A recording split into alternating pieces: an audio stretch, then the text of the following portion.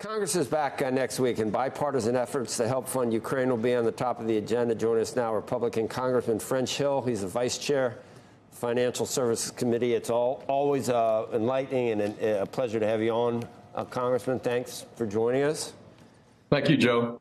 Couldn't help thinking about Leader McConnell's comments that he's not going anywhere. He's going to stay to fight the good fight against the opposing side, members of his own party. That's where we are right now in the Republican Party on Ukraine. He did. He didn't say it exactly like that, but the faction that he's talking about that he needs to stay to sort of defend his viewpoint on for Ukraine, he's talking about members of his own party. Yeah, it's sad. I have been a strong supporter of America's partnership with our European allies and our Asian allies in backing Ukraine's effort to eject Putin from their sovereign country. He made an illegal invasion starting back in 2014, but then a full-scale invasion in February of 2022. And that's been rejected by the United Nations, by the G7, by the International Court of Justice. Putin is a war criminal in this case. And so I think the right thing for us to do is to help the Ukrainians fight the Russians, teach them a lesson, because I think it has global impact. If we let this authoritarian simply waltz into a country and take it over, control the Black Sea, control Ukraine's agriculture and industrial resources, what's to say that she or some other country won't invade a neighbor and do the same thing with no pushback from the global society? Well, Congressman, I'm sure you have conversations with the Speaker. Is there a crack of light? Is the door slightly open? I saw that he was willing maybe to bring something forward, given some other conditions. And what is his status right now as the Republican majority gets slimmer and slimmer and slimmer in the House?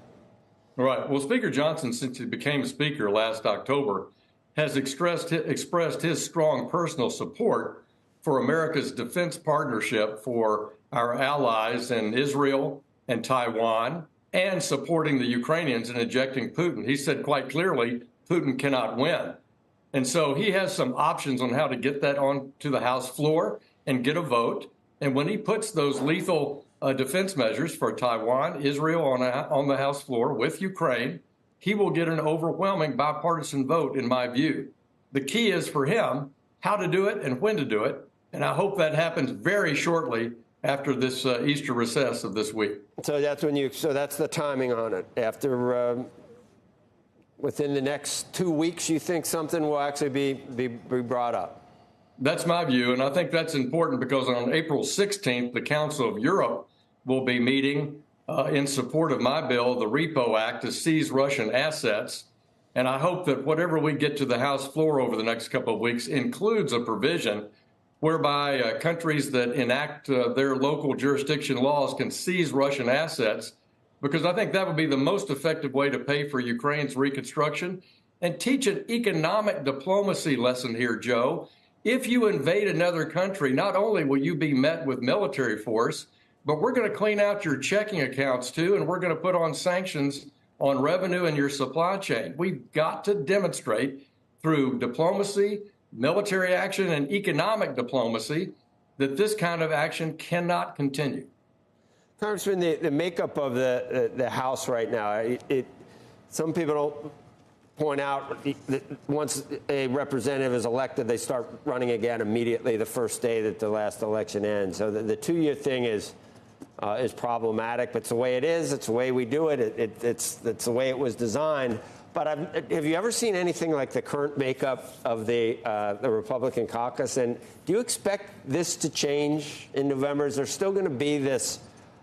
I mean, you saw what happened with Speaker McCarthy, and then how many different speakers were put up? None of them could pass muster and get a majority. This is unusual, if not unprecedented. Maybe not for all around the world. We see crazy things happen in other places, but not usually here. Will it change in November, do you think? Back to a more normal thing? Well, I certainly hope so. I hope that we increase our majority in the House, and that will give our next speaker in the 119th Congress a more robust ability to move legislation forward. I hope we take the Senate back, and then in combination, we work in conjunction with a future Trump administration or against bad ideas from a future Biden administration. But I do hope we expand, and I expect that we'll expand the number of seats in the House, which will give our next speaker a little bit more partnership. Speaker Johnson is confronted with the lowest majority since 1917. So it's been tough for him to get consensus to move forward.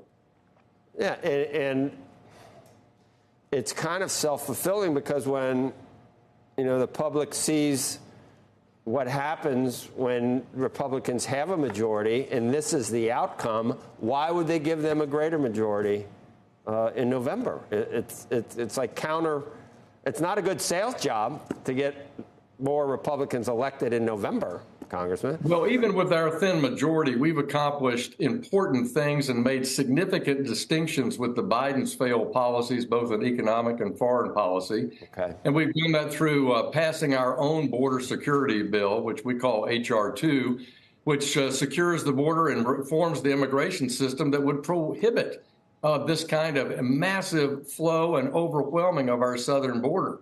We've proposed, you were talking earlier about the crime in Washington, D.C. We've overridden the city council's poor crime policies and passed a bill that President Biden signed into law to improve crime there. We've talked about independent energy and moving our economy forward with tax and regulatory policy changes. So, look, we're fighting back even in this thin majority. We can do a lot better job if we have the Senate and we have a Republican president.